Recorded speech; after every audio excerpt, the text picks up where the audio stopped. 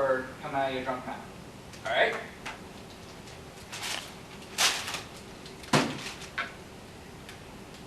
Okay, start from the beginning.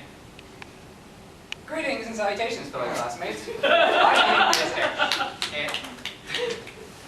My name is Aaron, and also known as some random person that you probably never ever heard of. But that's beside the point. As Bob has brought up, you probably I probably have an idea what you guys are thinking. Oh no, another alcohol speech. Not again with the alcohol speech. When is this madness going to end? When you all stop dying, that's when.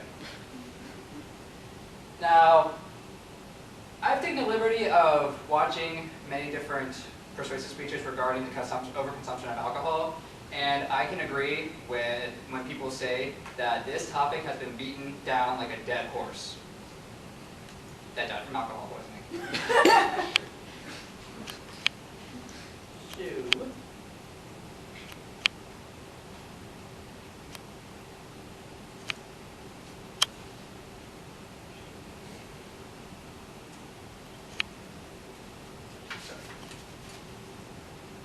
So, I'm going to make you all a deal. If you all promise to not drink yourself so stupid that you end up in jail, or worse, I will do my best to not bore you with this string of facts. Deal? Deal. Deal. You bore me. So, let's begin. Now, before I go all Billy Mays on you, I should probably go ahead and clue you in on what alcohol is, because I'm going to pretend that you all are completely uninformed. Now, let's see. Where is it? Nope. Nope. Nope. Ah, here we go. Oh. So that's how they do it. I thought there was some sort of ritual involving some sort of drunken dance with the bump and the grind, but according to the American Council for Drug Education, alcohol is a powerful, addictive depressant produced by the action of yeast cells on carbohydrates in fruits and grains. That sounds sexy. Alcohol comes in three delicious yet deadly flavors: beer, wine, and liquor. Beer, being the weakest of the three alcoholic beverages, contains about 3 to 6% alcohol, while wine, being the tastier of the two, contains roughly 11 to 14% alcohol. Liquor, on the other hand, usually contains 40 to 50% alcohol. All these statistics derive also from the ACDE, just so you know. So, what do these numbers mean? They mean the higher the alcohol percent is, the easier it is for you to get drunk if you're not careful. And if we have learned anything from the Super Smash Bros. Series, it's that the higher percent you are, the easier it is to get KO'd. Speaking of getting drunk, let me tell you about the effects of alcohol consumption, because I'm sure you're just eager to hear this. When you're out partying, having a good time, taking a drink from that big frat keg, the alcohol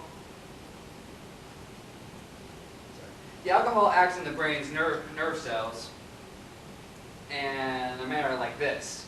It stimulates, then relaxes. However, drinking about 2 to 3 servings of alcohol, can impair your judgment as well as induce mild euphoria.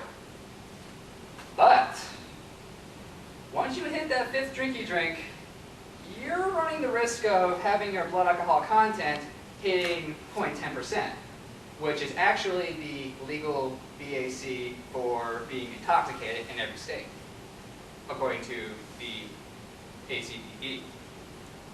This means that we know Bob's BAC, don't we?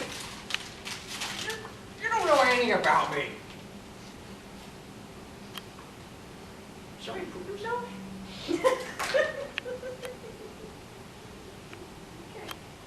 Anyway, now that we know some of the minor effects, let's take a look at some of the bigger issues concerning alcohol.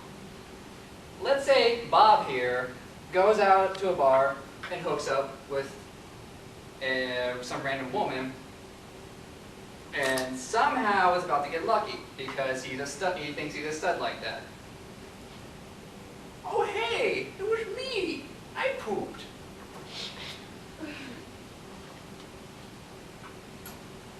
Anyway, assuming that Bob has been a heavy drinker for a long period of time, he might run into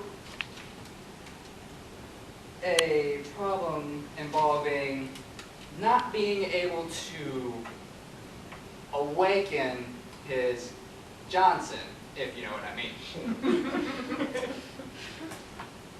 Long-term abuse of alcohol can lead to erectile dysfunction,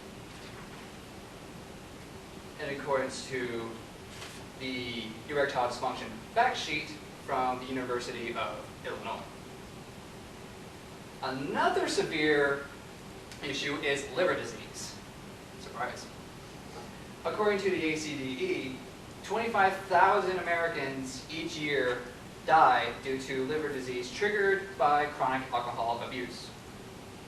Wait a minute. Even when he's drunk, off his bum, Bob still somehow knew that alcohol was lethal. So, how come you drink so much then? You really want to know? Do you really want to know? I will tell you. But first, I'm going to drink this non-whiskey.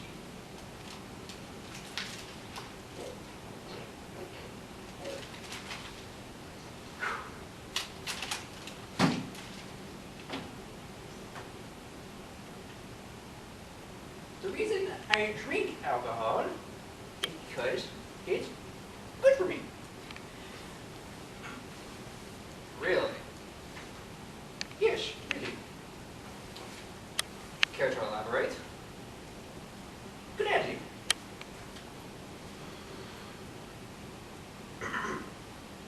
According to Professor David J. Hansen, alcohol has the potential of reducing heart attacks, ischemic strokes, and circulatory problems throughout a number of ways.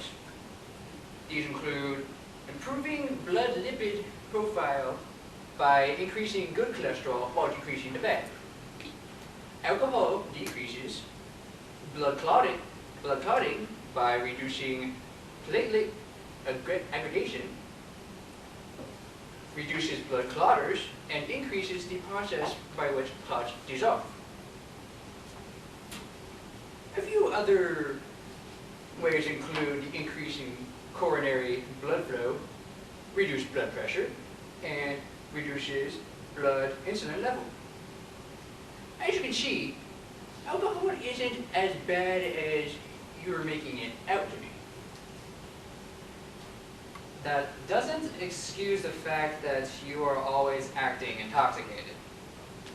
Am I? Or am I perhaps just acting like a sloppy drunk? You son of a... I taught you too well. Well, best wrap up. Looks like our audience is falling asleep here. So, now that I have filled your brains with necessary information and all that good stuff, let's take this time to use that thing that artistic people use. Pictures? No. Imagination. Imagine yourself driving your car, drunk as heck, when you hear sirens behind you.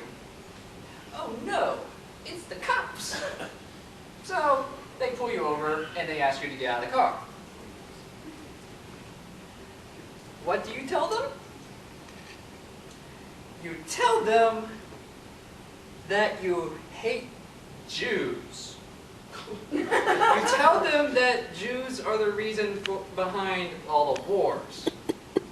So, how do you not go to jail? Well, first off, don't be Mel Gibson. Secondly, don't drive under the influence, because you're just asking for trouble. And lastly, when you do decide to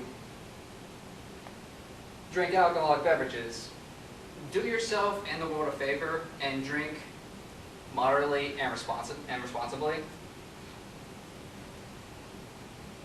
Hopefully, I have been able to persuade you all to think twice about downing 50,000 cases of beer or wine or whatever you drink.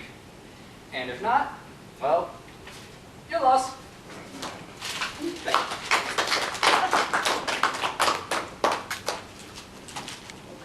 Thank you.